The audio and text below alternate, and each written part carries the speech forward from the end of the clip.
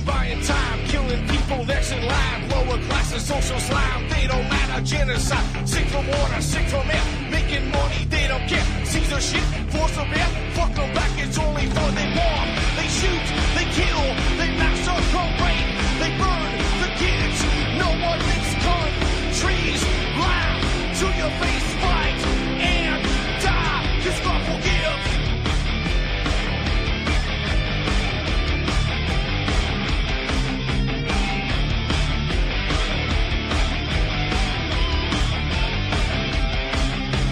Selling lies and buying time, killing people next in line. Lower classes, social slide, they don't matter. Genocide, sick from water, sick from air. Making money, they don't care. See their shit, force a bear. Fuck them back, that's only fair. They bomb, they shoot, they kill, they massacre, rape, they burn the kids.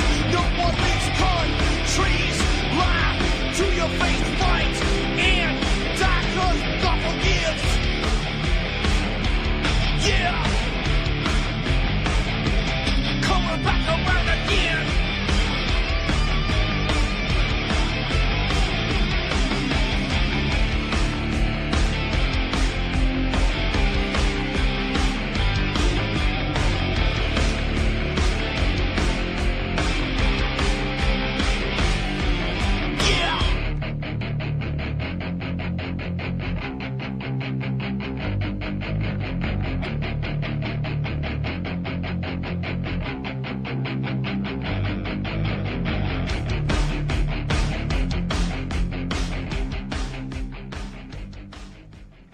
Good evening, everybody. It is September the 17th, 2015. This is Game On, and I'm your host, Ron Stevens, and I am just happy as punch to be here.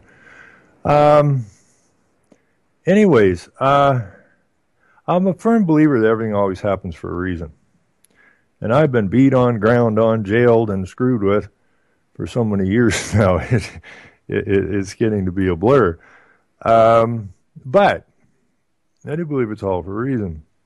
And when I took this on back in 2006, I made a commitment that we're going to see this through. Now, I was well aware that there was a fraud going on way back when I was very young in 1974. And, I get it a whole lot better now than I did then. I just knew that there was some serious problems going on with how these countries are being run and the purpose of it. So, I tried to explain to people some stuff, and they didn't want to hear about it. They called me a Canadian hater, and I should leave the country, and yada, yada, yada, yada. And so, I went working and whatnot. And it wasn't until 2006 when the windmills showed up that I knew it's going to get ugly. Because I'd studied that back in 74 and understood the purpose of that game and the environmental movement. And so I got involved then, and I want to thank my wife because I told her back then that this is going to be a bit of a serious fight, and I was optimistic with a 6-year timeline, and now 9 years, and it'll be 9 years in a couple of weeks, October, since I decided this is what I'm going to do. It's been financially devastating, but it's been interesting. Ran in 2 elections, and that was interesting. Had a policeman sign my paperwork telling me he thought I had in me to make this a better place and in turn a better country. He probably shipped out of here by now, but yeah, it's been a really interesting ride. So right now I'm hassling with my financial institution because, quick story, I was trying to get them to readjust my taxes to reflect the fact that I am a moral man, and it is morally impossible for me to fund child abuse, and that's what's going on in the school. It's a clear-cut case. It's a clinical case of mental child abuse. And they didn't want to have anything to do with it. So we went through a series of meetings and council meetings and whatnot, and they tried to gatekeep every step of the way and tried to stop me from coming to council, and eventually they had to let me come to council and say my piece. And they said they would give it consideration, which they didn't. And I called them on that. That took another pile of work to get it back into council. And at the last minute, they said they were going to give consideration in camera, which is in private.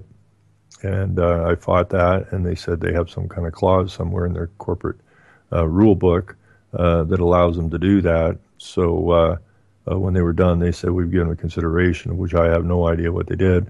I went in there and picked their nose for a few minutes, maybe. And then I had to pay my taxes. So this went on, and I paid my taxes for a while later, a while longer with cash. And each time I went up there, I would just sign under stress and duress and leave a nice little note with that. And it was very disturbing for the staff, not because they knew what I was doing right, was because they knew what they're doing is wrong. And the one time they were trying to flatter me, and they did that for a while too, before they started trying to strong-arm me. But, the one day, I'll never forget that as long as I live, the CAO came out, and I'd had a meeting with him when he first came here from Sydney, British Columbia. He was brought here specifically to implement Agenda 21. I had a meeting with him shortly after he came here, and at which point, for the entire interview, he denied he'd ever heard of Agenda 21, even though I can show him that's exactly what he's doing and why he was brought here. And so, I put a little pressure on him, and when I go up to the town hall, they would come out. I don't know, they got cameras outside, I guess, because I'd walk in, all of a sudden the doors would all open, the COO would come out, the staff would come out. Oh, hi, Ron, how you doing? I'll never forget this one day. I said, I'm great. And I looked at them and I said, how are Satan's little helpers doing? And the girls, the ladies, they just, oh, I wish you wouldn't say that. I said, hey, call them as I see them, right? And this is what I see. So, after a while, I couldn't, I wouldn't pay them any longer. And I wrote the Treasury a note that if they have a rule on the book somewhere that can force me or anyone else to fund child abuse, bring it forward. If not, bite me. And so eventually, they threw a lien on the property here, and I got a call from my financial institution. We're in a bit of a nasty mood, and we've been working with them ever since. And but it all happens for a reason, you see, because now that gets me looking at different stuff, and most of this stuff I've looked at before, but it lets me look at it from that's right, Satan's little helpers. And anyways, so, and shortly thereafter, the police were here en masse at my home, trying to have me classified as a threat, of which that failed because the police said, you're not a threat, you're just pushing buttons. So that didn't work for them either. But I'm not aggressive with the police. There's no point being aggressive with them. I'm smarter than they are, and they know it. So I don't need to be aggressive. I just need to speak to them. And it's all like I keep saying that, keep talking, keep teaching, and keep shining the light. That's the whole game. And we win if we keep doing that. If everybody's doing that, we win. So anyways, I got this financial thing going on with my mortgage. And so they're all in a huff.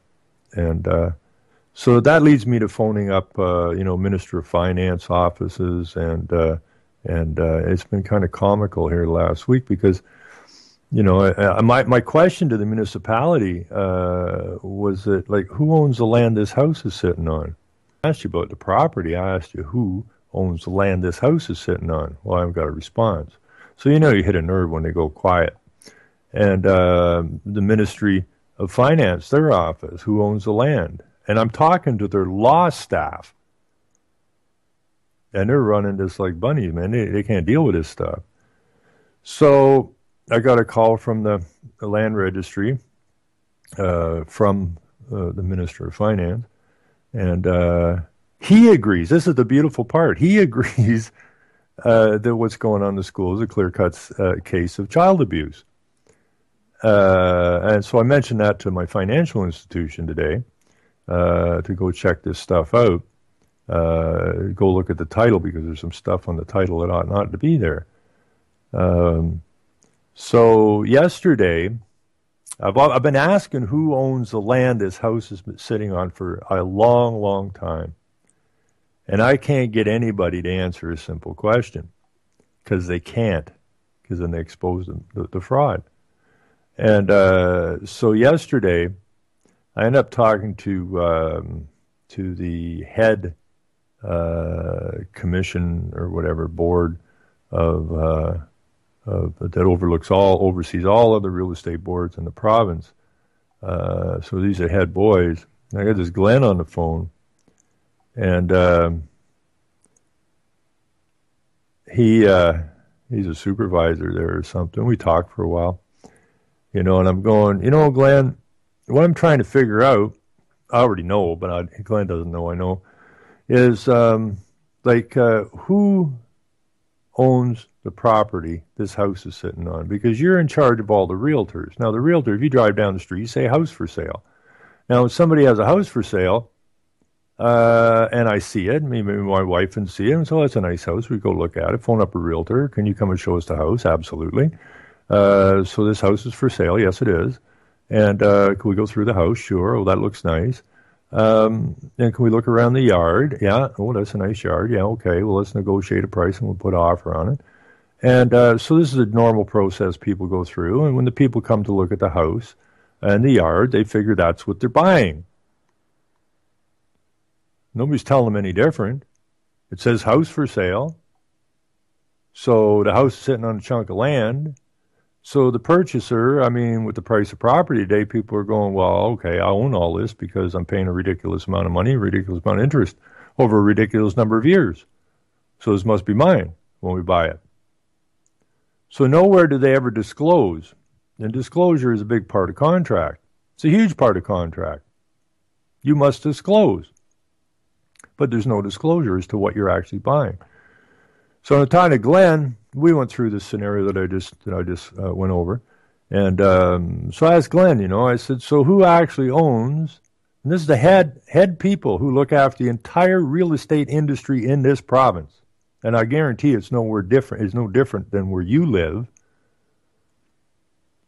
But Glenn says to me, well, the seller owns it.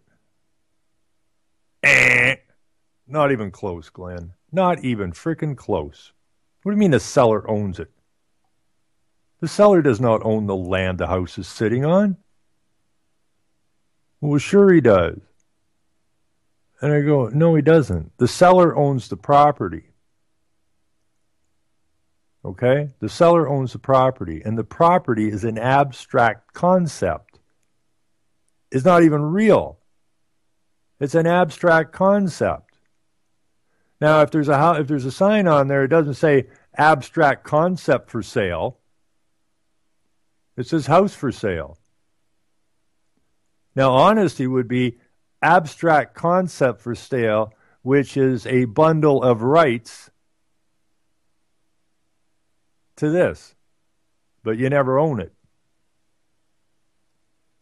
Now, how many people are going to jump into a 25, 30-year mortgage and pay interest on an abstract concept? I think the real estate sales would drop dramatically, or would have to change the way things are done, which needs to be done, because this is an absolute deception, and deception is fraud. But anyways, Glenn couldn't wrap his brain around. He just works for the outfit that looks after all the real estate agents and other boards. So Glenn's going, all right, well, then who do you think owns it? Well, the Crown owns it. And Glenn's going, oh, yeah, right, the Crown owns it. Give me a break. This is a kind of deception and gatekeeping that goes on in your government and your bureaucracies. So after that, I made a call to my local. Real estate board. Now, I talked to this woman. I wasn't talking to a girl. I was talking to the head honcho over there. And I think I talked to her about 2-3 years ago when I was really starting to look into this stuff. And she was doing a lot of dancing, man. They all dance, right? When you're asking questions, they don't really want to answer because if they answer, they kind of let the cat out of the bag. And I don't want to say government's dishonest. I mean, but they seem to be. Anyway, so when I talked to her 3 years ago about this very thing, about not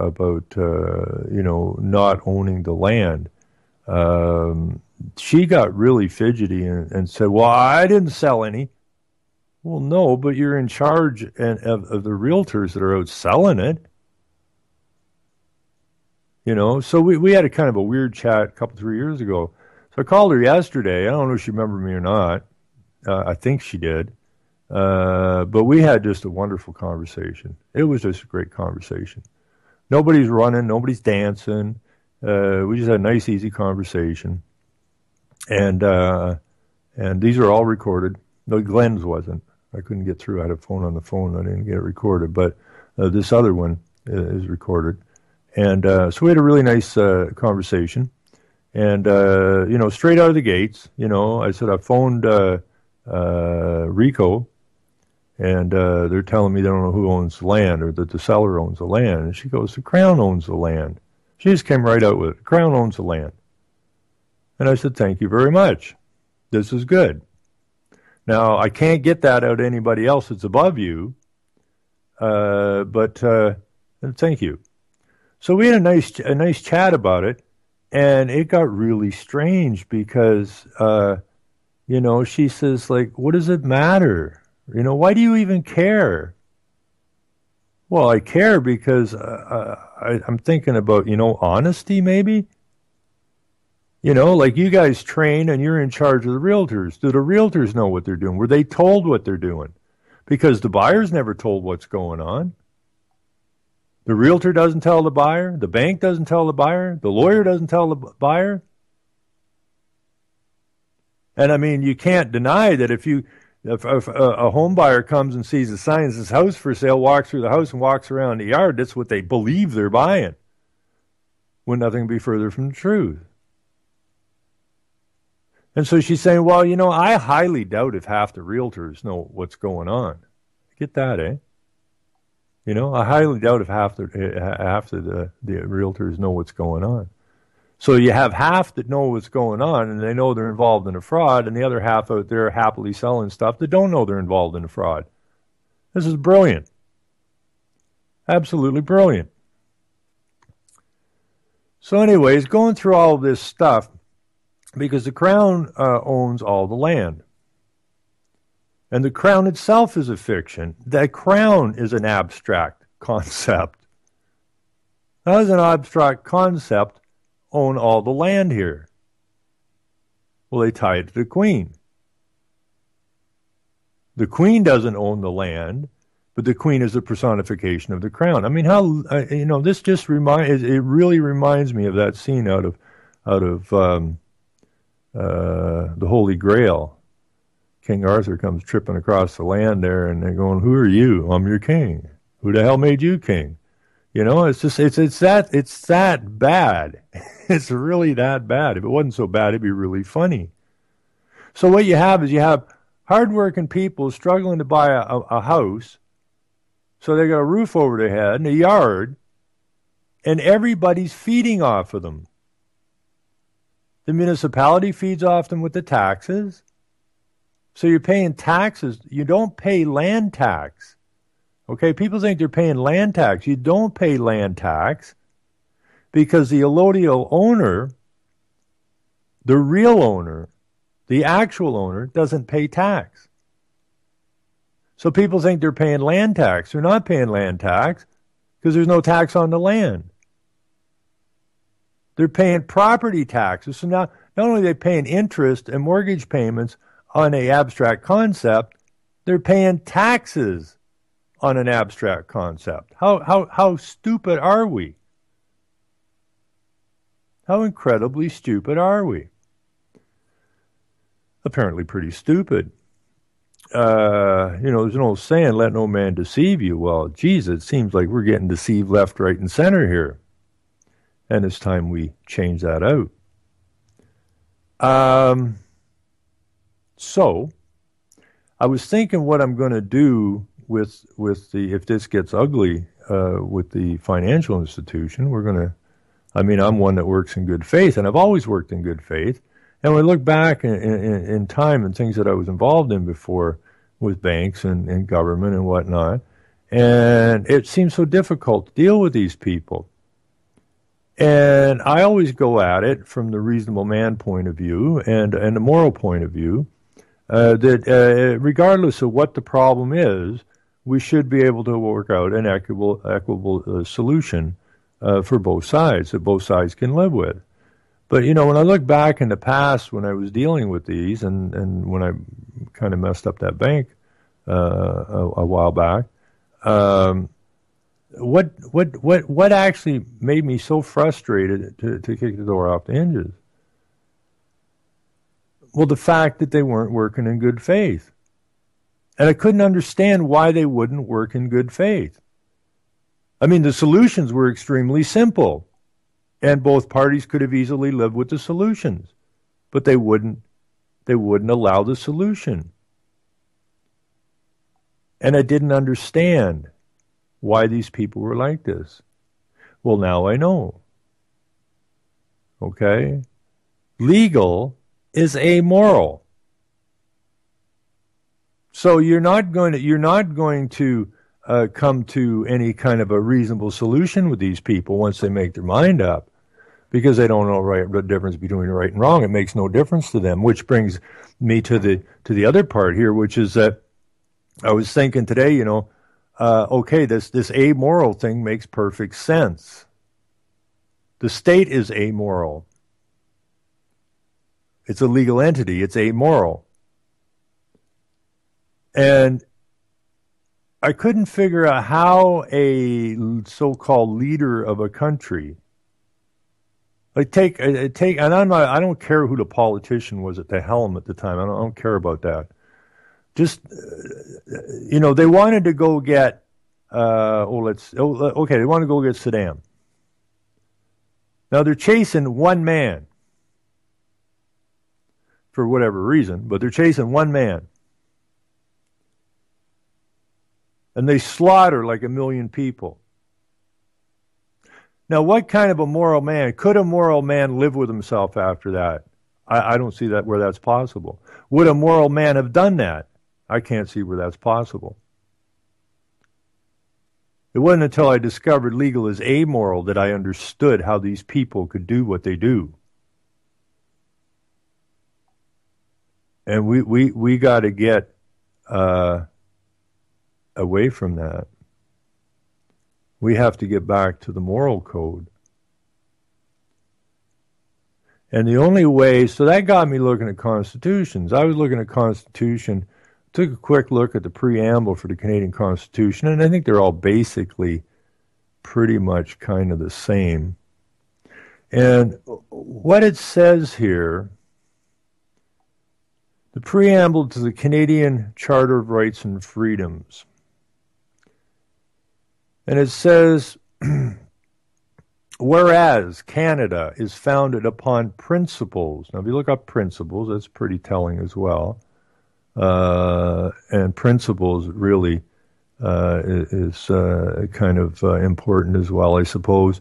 A principle, a personal value is an individual's absolute, relative, and ethical value, the assumption of which can be the basis for ethical action. A value system, a set of consistent values and measures. A principal value is a foundation upon which other values and measures of integrity are based.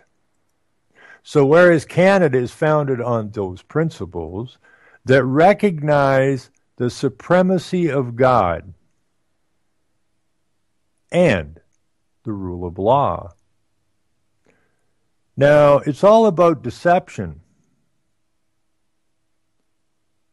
And I think if you look at your constitutions, you're going to find a huge deception. Because Canada is founded upon the principles that recognize the supremacy of God and the rule of law. This statement here reminds me of when I was talking to the Law Society of Upper Canada, and that statement on their site said it is illegal to practice law without a license. And I pointed out to the guy, that's an idiot statement, Because what it should say, or it's a deceptive statement, because what it should say is it should say it is unlawful to practice law without a license. Because law and legal they're two totally different entities, and you're mixing them together. So here we have it again, the mix, the deception. Whereas Canada is founded upon the principles that recognize the supremacy of God and the rule of law. Well, the rule of law is legal. It doesn't say and recognize the supremacy of God's law. It says recognize the supremacy of God and the rule of law. Excuse me very much. So what we have here is we have the queen, who was quite young at the time when she became queen. I think she was, I don't know what she was, 21, 23, whatever the hell she was. Very young woman anyways. And again, she has what I would determine to be the bureaucracy. Okay, the lawyers, the bankers, the handlers, the people who do the indoctrinations and that. So there's this very young girl who grew up in this crazy place, the land of the royalty, and so you know she's been groomed since birth, and so she takes an oath on the King James Bible to uphold the law within the King James Bible. But she is also at the apex, well, she's the personification of the crown, and at the apex of the political and legal systems, and that is corporate. So we have, again, two entities running around here. And the legal system is amoral, and the supremacy of God is moral. So we have this problem going on. And that right there, that sentence is a deception. Now, I got thinking about Constitution. I got thinking about the Bible. I got thinking about the King James Bible, of which the Queen took an oath upon. What exactly is the King James Bible? A lot of people refer to it as the law book, which it is a law book. But it's more than a law book. It's the Constitution of man. It's man's constitution. God created the heavens and earth and yada, yada, yada, yada, and gave man dominion.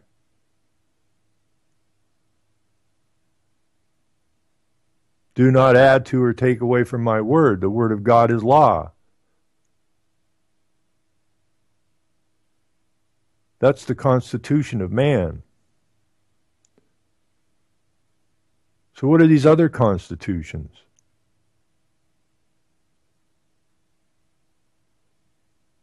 We made a constitution, says a small group of men in a land like America or Canada.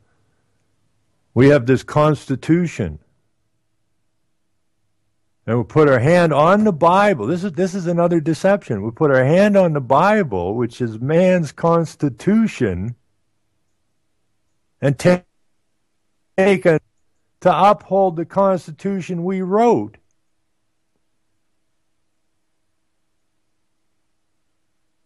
Which gives them the authority to add to and take away from God's Word.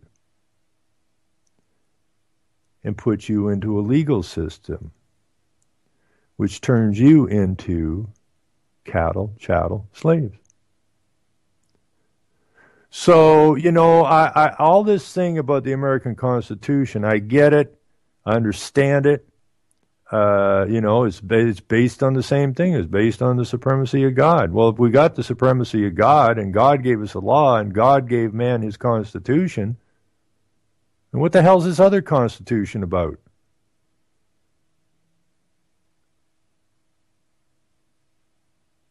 Okay, do not be deceived. This is all about deception. Now, there's some interesting things here, if I could get to it, if I can find it. Here it is. And this has to do with the American Constitution. And I found another interesting one here. Where is that? Now, I'm going to start here, because this one actually makes a fair bit of sense. And this is the King James Bible. Now, it says it's 400 years old now. The King James Bible at 400, Scripture, Statecraft, and the American Founding. Now, I'm not going to get too excited about this. I'm going to throw this actually in the chat because there's some really good information in it.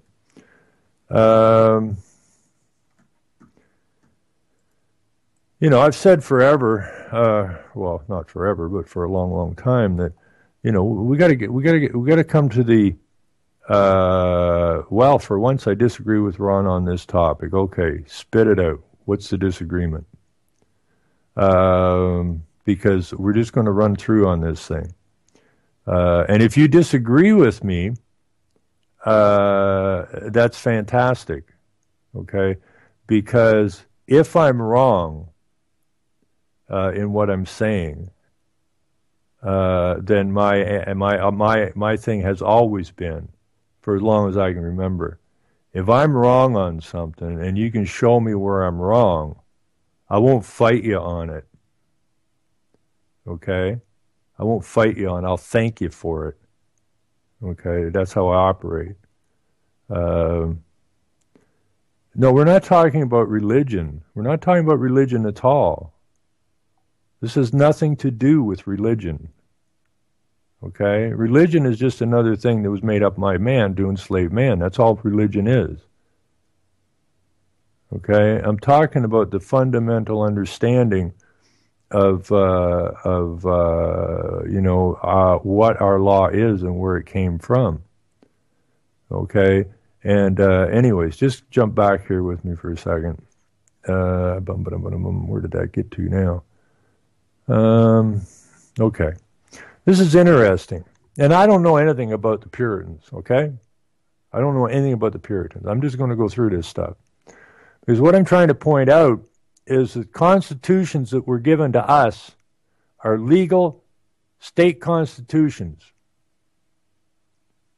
Now, your Creator gave you dominion over the earth and everything on it.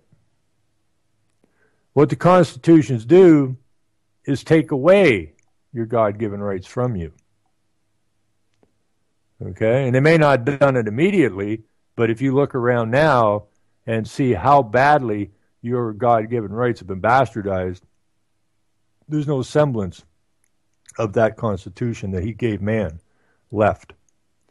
Anyways, the story begins with ascension of James Stuart, King of Scotland and son of Mary, Queen of Scots, to the throne in 1603. He inherited a divided Church of England with the reform-minded Puritans in one camp and the conservative church establishment in the other. The Puritans rejected the idolatrous or unbiblical many of the or rejected as idolatrous or unbiblical many of the practices cherished by the conservatives. In 1604, King James convened the Hampton Court Conference to resolve these conflicts, but despite his openness to reform implied in holding the conference, he refused nearly every suggestion made by the Puritan delegation.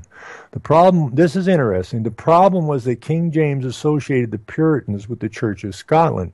Now, if I'm not mistaken, and I'm probably mistaken here, where exactly did the Confederate flag come from? Was that not Scotland? Somebody throw that if I'm wrong, but my understanding is that Confederate flag came from a flag or something out of Scotland, I think. I have to look that up again. I got too much shit in my head. Anyways, here's what the deal is. As King of Scotland, James formerly had a contentious relationship with the Scottish Church. Its leaders believed that a monarch is not the head of the church, but subject to it. An opinion that King James, for obvious reasons, did not share. He therefore saw the challenge to his authority over the church as a potential threat to the throne itself, especially if the church leaders should ever decide his actions as kings were incompatible with the will of God. Although King James wanted a unified Church of England, he wanted even more to avoid repeating a too familiar conflict in the new realm. Knowing the Puritans' views resembled those of the Scottish Church made King James understandably wary of the proposal. The sole Puritan suggestion he championed was one that could serve his own agenda, the request that there be a single Bible for the Church of England. So we go through the Reformation and all that kind. In the 17th century, the Protestants declared Scripture to be the primary conduit through which to obtain knowledge of God. Now, this is what I'm calling. This is what I'm saying. The kings, if they use the Constitution of man as the rule of law, then they don't get to play God. Okay? They're subservient to the law. They aren't the law. And this is where this got switched out. Okay? This is where this thing got switched out. So you have all these people writing constitutions saying it's based on the Bible. Well, if it's based on the Bible, you don't need the Constitution. Just use the Bible. That is the Constitution of man. Okay? So you get deceived into, oh, well, we'll make the laws based upon the Bible. And that makes we get to play God. And we get to put you into servitude. You're no longer created equal. You no longer have dominion. Okay? And that's the deception. I mean, all you got to do is look around.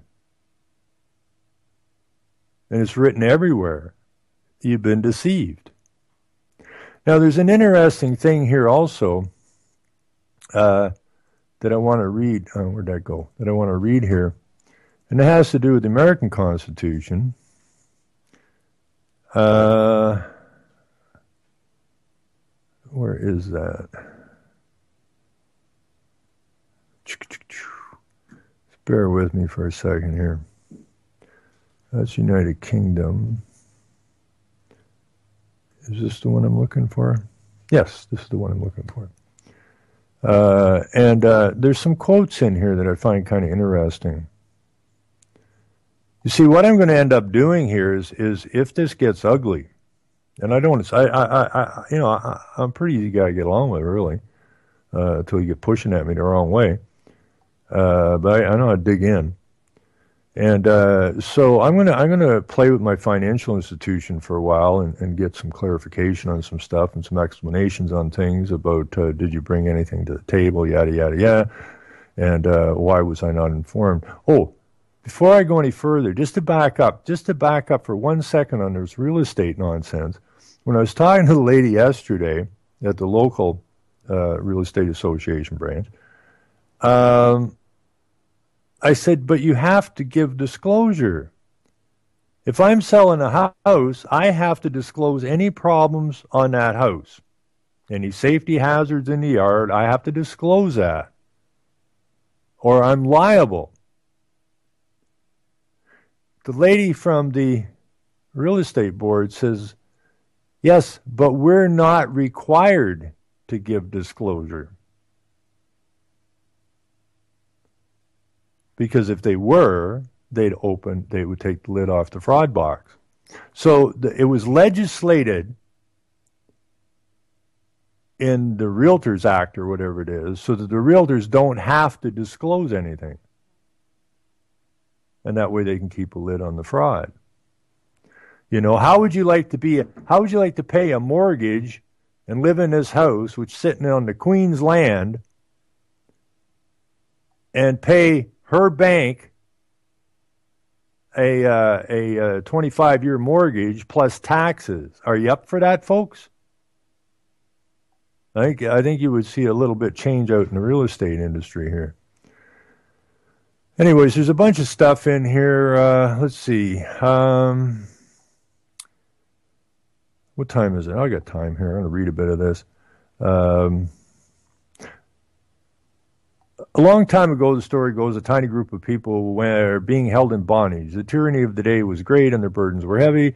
They cried unto God for from their change, and God heard them and sent them a leader, a man, he said, specifically prepared to take them out of this bondage and take them to a land, yada, yada, yada.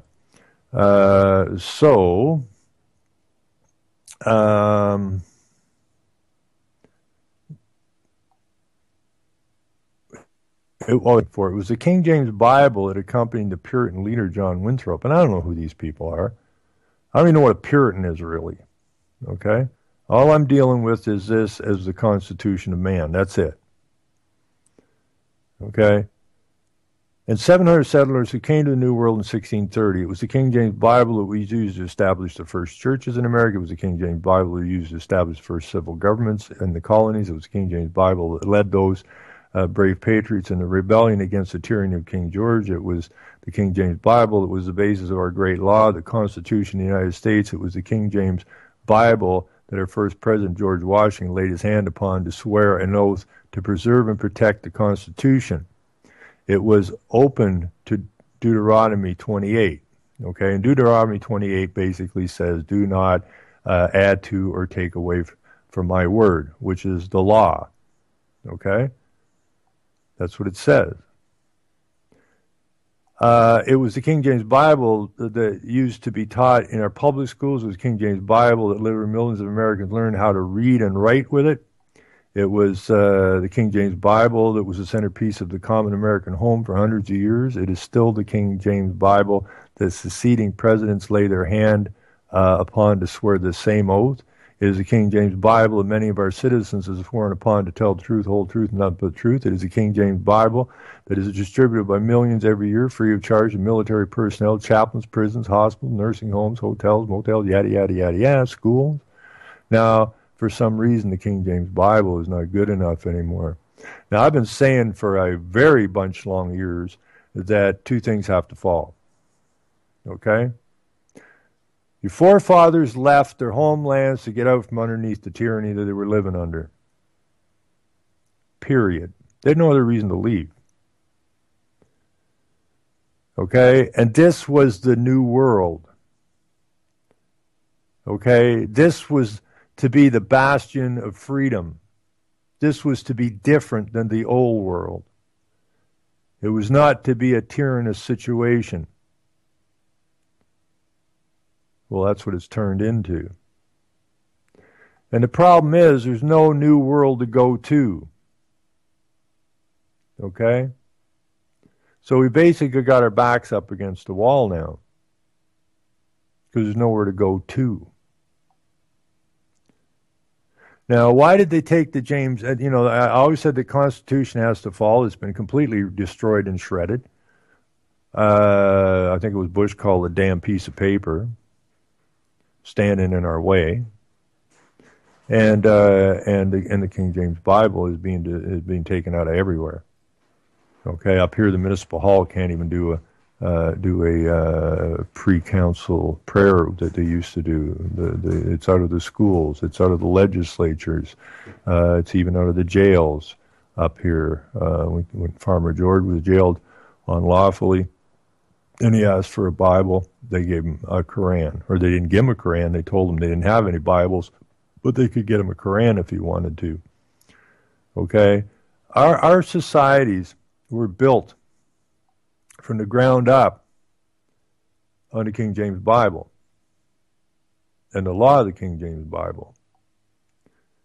But you know, see, the King James Bible, George Washington laid his hand upon the King James Bible to swear an oath to preserve and protect the Constitution. That makes no sense. He's got his hand on the Constitution of man, swearing an oath to preserve the Constitution they cooked up. To build a legal system of bankers and lawyers to enslave you. Woe unto you lawyers, says the very book that George had his hand on. Now, some of these early colonies, when the lawyers tried to come into them, they run their asses right out of there. No one undo with lawyers. In the 1200s, that's why the Magna Carta showed up. The people were so fed up nonsense that they went out and started slaughtering lawyers and judges. They wanted these things gone. And if you look at your life now, what can you do without a lawyer? Nothing. The text on your cereal box, if not written by a lawyer, has been scanned by a lawyer. And they're just sucking you dry.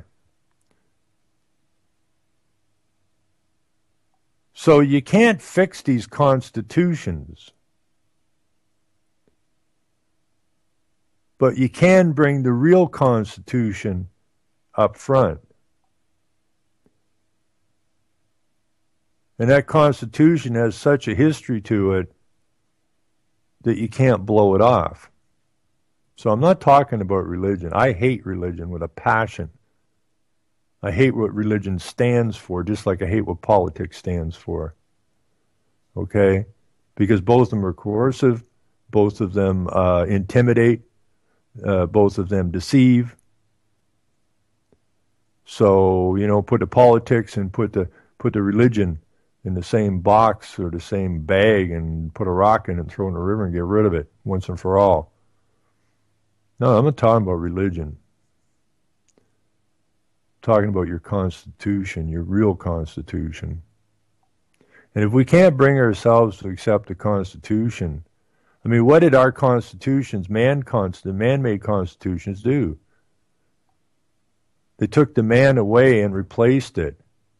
They changed your status. Okay, they changed your status into a human being. I mean, that makes me puke when I hear people, human rights, we demand our human rights. Well, you just go ahead and get your damn human rights. But don't complain about anything, Mr. Human Rights person. Don't complain about what's going on to you. Don't complain about the forced vaccinations. Don't complain about being herded into the high density population human settlements. Okay, don't complain about it because you accept that you're an animal now. Okay, because these guys who didn't want the Bible, the kings and that, because it was above their authority. It let them play God and let them have dominion over everything. It was those people that converted you from a man to an animal. And when God gave us dominion over everything, He gave us dominion over the animals. Now those playing God have dominion over you, the human.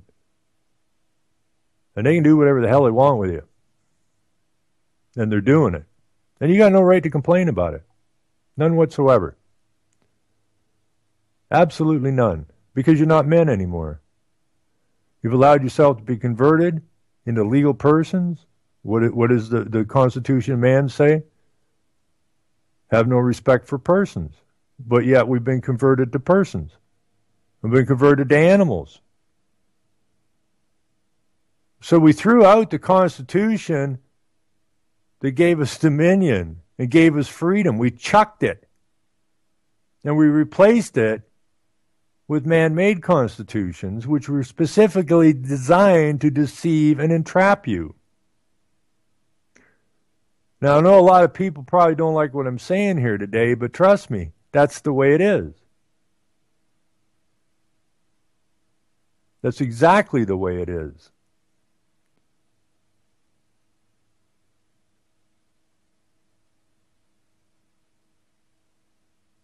You know, there's a couple of good quotes I want to get here too.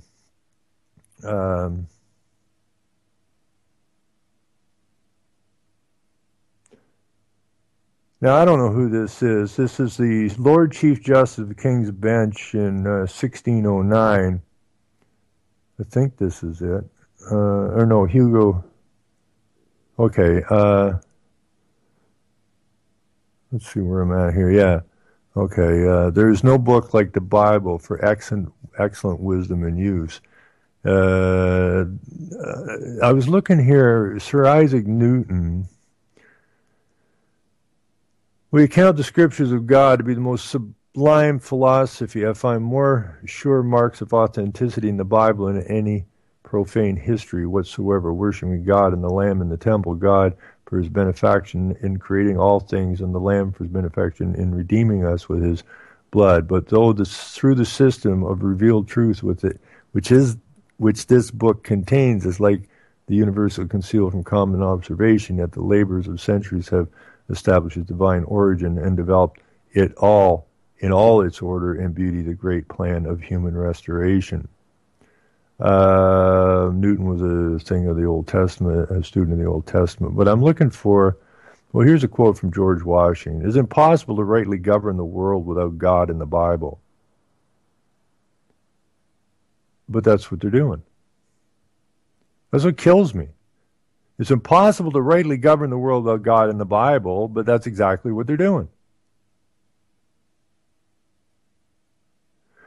He goes on to say the blessed religion revealed in the Word of God will remain an eternal and awful monument to prove that the best institutions may be abused by human depravity, and that they may even, in some instances, be subservient to the vilest of purposes. John Adams, I like this because John Adams, I just read this stuff. I've been on the phone with government crap and all that stuff all day, but I just had a quick look at some of this stuff. I like this one in particular. In 1756, John Adams wrote in a diary entry, Suppose a nation in some distant region should take the Bible for their only law book, and every member should regulate his conduct by the precepts there exhibited. Every member would be obliged in conscience to temperance, frugality, and industry, to justice, kindness, and charity towards his fellow man, and to piety, love, and reverence towards Almighty God. What a utopia, what a paradise would this region be? And it's true. It's absolutely true. You see, the law in the Bible is built on morals. The law of the state is amoral. You know, the law of the Bible is do unto others you would have them do unto you. The legal end of this is take whatever you can from your fellow man. Okay, so it's really messed up. It is really, really messed up. Badly messed up. Thomas Jefferson said, the Bible is the cornerstone of liberty. A student's perusal of the sacred volume which make him a better citizen, better father, and a better husband. But you don't want to be a citizen, okay? You don't ever want to be a citizen. This is what I see in these words now. These are things I didn't used to see in these words, okay? You don't want to be a citizen. You simply want to be a man or a woman.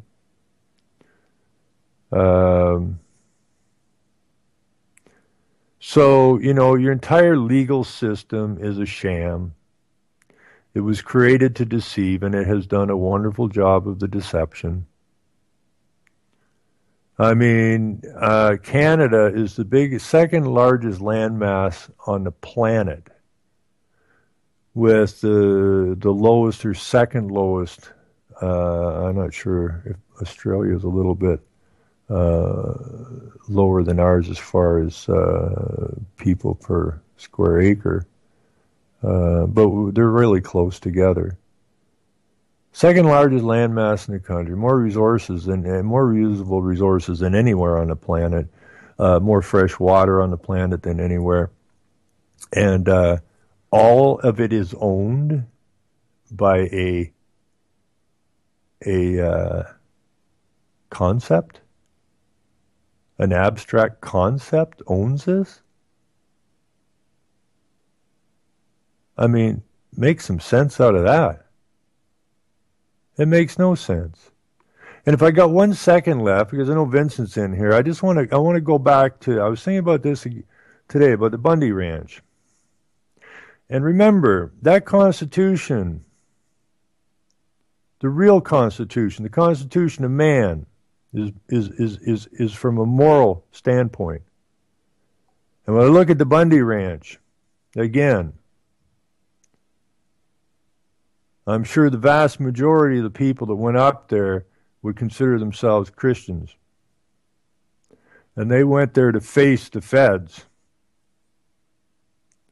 And I'm sure those people were quite nervous because they'd seen what the feds can do over the years. But those people who were defending the Bundy Ranch were there because of their moral code. The feds, on the other hand, were amoral. I don't care what anybody says. Moral will always trump amoral. And I believe that more than anything else is what backed down the feds. Because those people were there for a right reason. The feds were there for a wrong reason. And the amoral was facing the moral. And they had to back out of there. It's the only thing they could have done.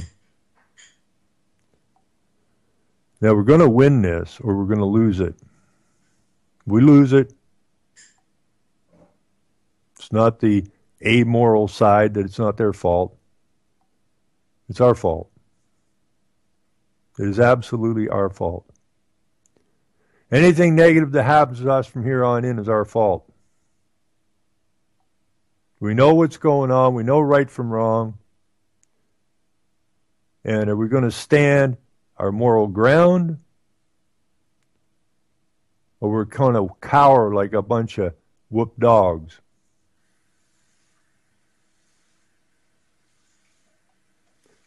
Says right there, Jefferson said, and I know these guys were Masons or whatever, that's what I say, this whole thing is craziness. But the Bible is the cornerstone of liberty.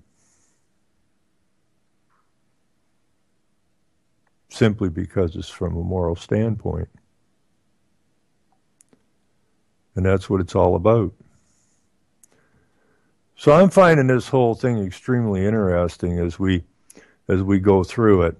And it's difficult to talk about the Bible because people immediately jump on into some kind of religious rant. It is not. Okay? It's like when somebody's trying to talk about, I suppose, politics or something, and you get into this, that's right-left shit or whatever, and it doesn't go anywhere. Okay? You got to get past that stuff. You got to start looking at what was and what is, and why what is, and what should be. And from there, you will see that is. I mean, if you sit down and you consider what I've been saying tonight, you will understand that that is the Constitution and the law. Man, and we got to get back to it. Anyways, that's the show from tonight. And if I rattled anybody's cage, that's a good thing. Okay? Anyways, everybody take care. And we'll be back here on Sunday at noon. And I got to do Revolution Radio this Saturday. So everybody hang in there. Be good. We win. Keep talking, teaching, and shining the light. All right? Have a good night. I'm out.